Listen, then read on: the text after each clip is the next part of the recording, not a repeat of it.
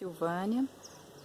Eu conheci Sai Baba através de Aldomon, as palestras de Aldomon. Mas, na verdade, eu obtive confiança em seus ensinamentos quando comecei a ler os livros traduzidos pelo professor Hermógenes. E tive algumas experiências e depois eu fui para a Índia. E o mais interessante disso tudo é que eu havia feito magistério, mas eu não fiz magistério para seguir carreira. Eu fiz magistério por causa da psicologia. Quando eu fui fazer estágio, a sala de aula para mim, naquela época, achava um inferno. As crianças, muito sem limite, aquele barulho todo, eu não sentia bem. Então eu tinha certeza de que naquela época eu não seguiria essa carreira do magistério. Só que quando eu fui para a Índia a primeira vez, tive contato com Sai Baba, lá no Ashram, no dia do Guru Purnima, e eu sempre dizia para ele mentalmente: Swami, me guia, você é meu guru. E interessante porque eu senti lá tanto amor, mas tanto amor que eu não sentia isso aqui no Brasil. Então eu pensava em ficar na Índia, pensava em ficar lá no Ashram. Só que no dia do Guru Purnima, teve um incidente lá, duas crianças choravam demais. Elas estavam assim para ser pisoteadas, estavam um clima muito difícil. Eu ouvia as brasileiras gritando: salve essa criança, Swami, salve essas crianças. Na verdade eram duas. E nisso, a gente saindo do mandir, que é onde as pessoas reúnem, né, pro darshan, e no dia do Guru Purnima tinha muita gente. Então nós aquela multidão saía pelo portão, um dos portões do lado feminino, e ali a gente tinha que ter o maior cuidado, porque se alguém caísse era o maior perigo. E nisso, Sai Baba chega na sacada da casa dele, uma varanda que dava para o portão, e nessa hora todo mundo começou a gritar Bhagavan, Bhagavan, e as brasileiras: salve esse menino, Swami. E eu, uma das menores, acho que é a menor brasileira, na hora, em vez de sentir Deus ali nele, eu senti Deus naquela criança. E não sei, me apareceu uma força descomunal, porque ali a gente estava sendo arrastado pela multidão. Eu peguei aquela criança no colo, levantei. Quando eu ergui, ela passou do choro para o riso. Aquilo me deu uma paz enorme. E a outra criança, que chorava muito, começou a rir também. Na verdade, nós fomos ver depois que aquela outra criança era o irmãozinho desse. Eles tinham perdido da mãe naquela confusão, naquela avalanche humana. E os dois riam e eu também fiquei muito em paz. E naquele momento me veio o insight: você vai voltar para o Brasil, sim, porque até então a minha vontade era de ficar na Índia, permanecer na Índia, sentir todo aquele amor, né, próximo dele, eu sentia muito amor. Você vai voltar para o Brasil e vai trabalhar com crianças. E as crianças que nascem aqui agora são como essas crianças aqui, elas estão numa avalanche, só que a avalanche da mídia, aquela coisa que enfrasca a alma. A mídia enche-as de desejo. Tudo isso foi insights assim que vieram, e eu nem imaginava como que eu iria trabalhar com criança.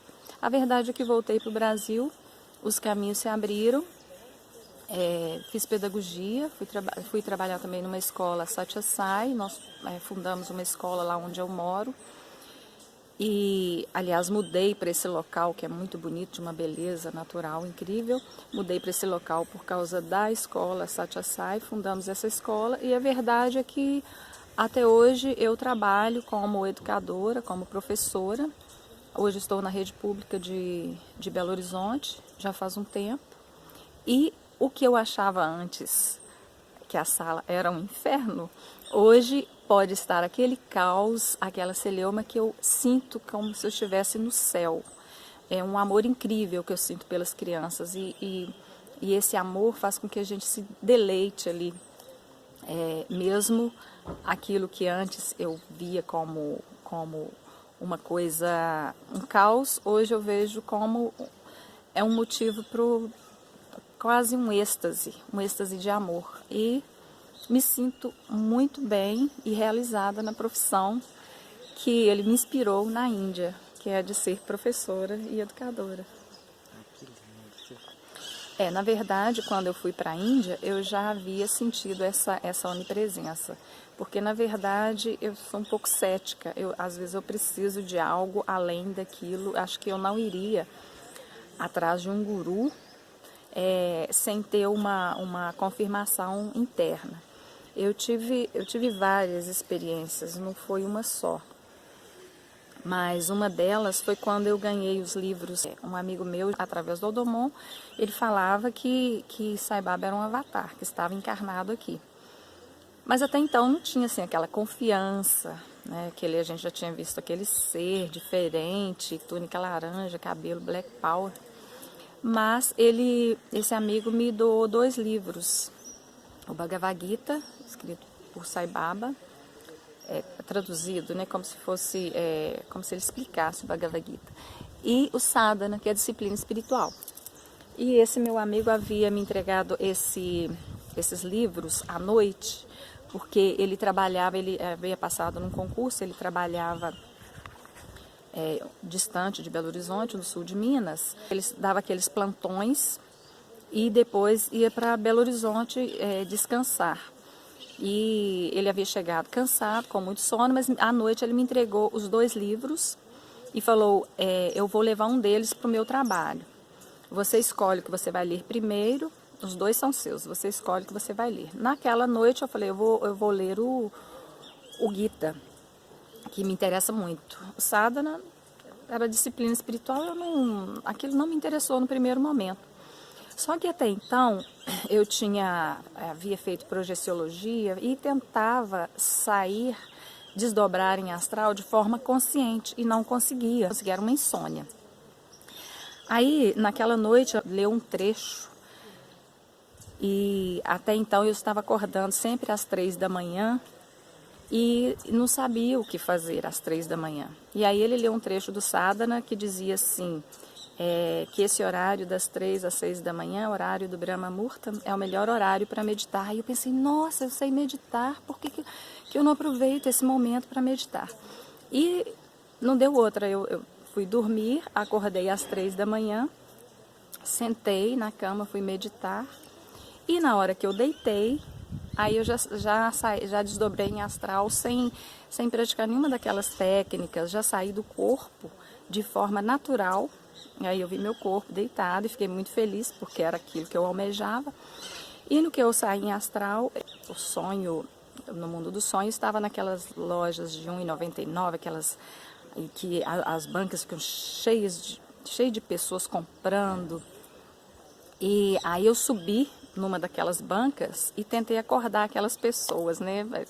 Tentei dizer, olha, isso aqui não é real, nós estamos no astral e aqui a gente pode aproveitar para a gente ir aos pés do mestre e pegar ensinamentos. Isso aqui, a gente está perdendo tempo fazendo essas compras, a gente não precisa nada disso aqui. Só que aquelas pessoas continuaram sonâmbulas, não me deram a menor atenção, eu pensei, fiz a minha parte.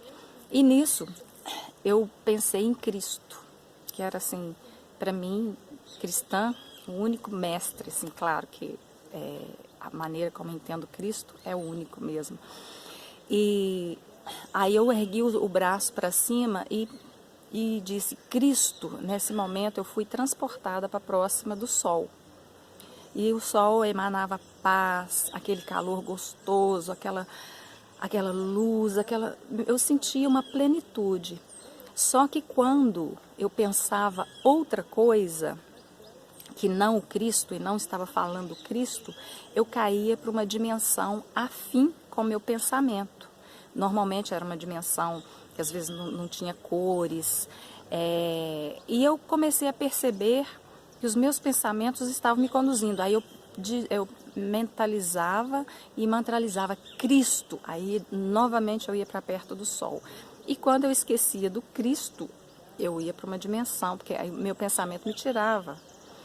E aí no astral mesmo eu fui tendo aquela experiência, aquela introspecção e fui vendo que só quando eu pensava no Cristo eu estava perto do sol, e quando eu mantralizava Cristo eu estava perto do sol. Aí eu pensei, falei, nossa, como que lá no físico, aqui dá para eu perceber como que os meus pensamentos e meus sentimentos me distanciam de Deus.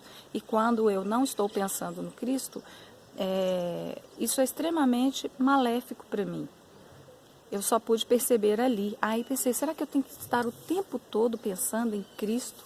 E aí no que eu voltei, né, acordei no outro dia, aí eu já pensei diferente. Falei com meu amigo, falei assim, olha, eu acho que eu vou pegar o Sadhana, que ele havia lido para mim no dia anterior, e você leva o Gita.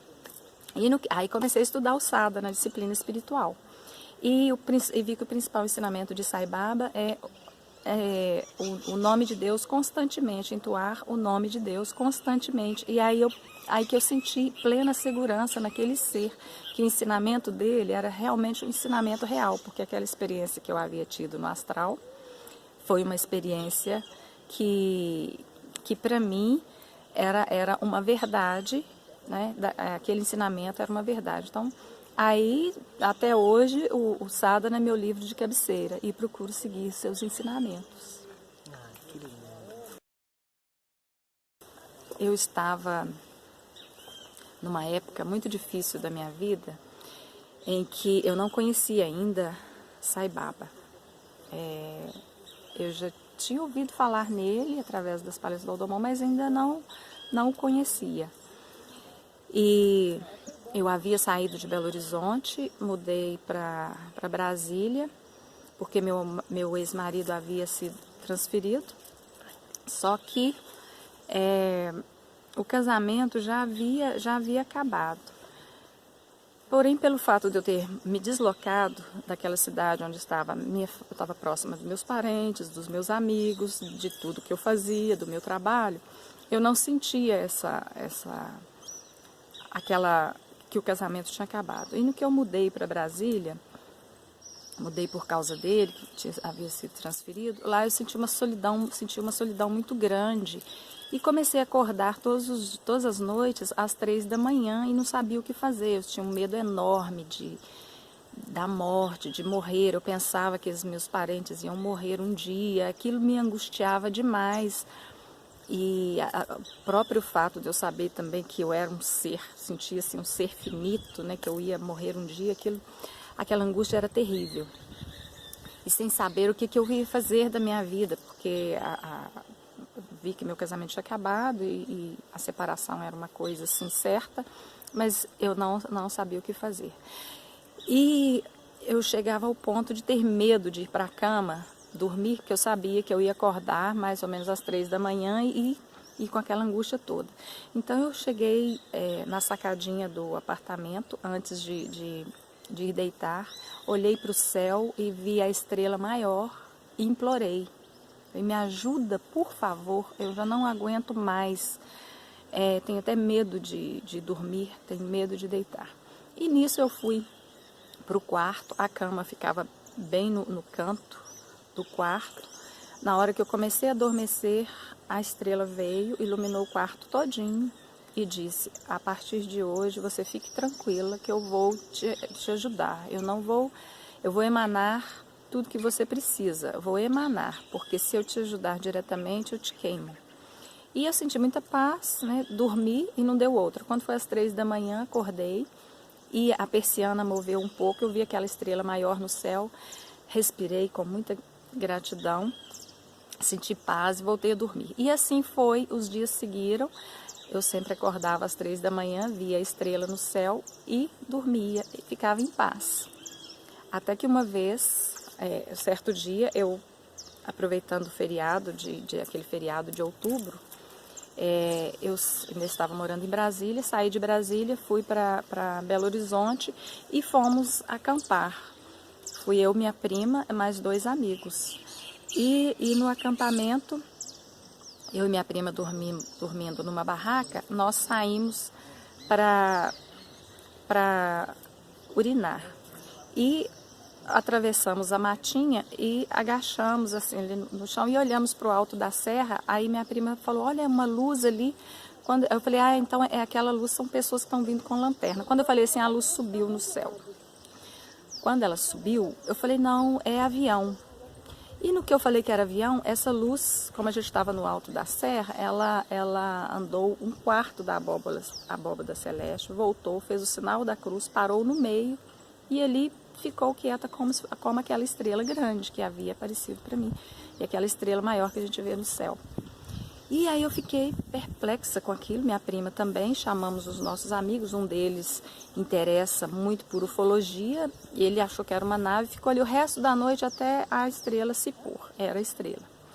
E ficamos com aquilo, o que seria aquela estrela que mexeu no céu? E eu comecei a ter muito contato com a estrela, e eu sempre pensando, estrela. E eu sempre tive, naquela época principalmente, até hoje, eu tenho tudo que me acontece é com o número 13. Gente, nada de política, mas a coincidência.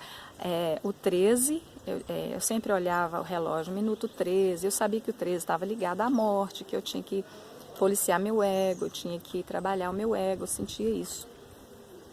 E nisso o tempo foi passando, eu comecei a frequentar o Centro SAI de Belo Horizonte, e na foto de Swami lá eu via sempre o 13 na testa dele, sempre o 13. Aí eu sempre associava o número 13 a Sai Baba e a estrela, mas eu não sabia o que significava aquela estrela que mexeu no céu.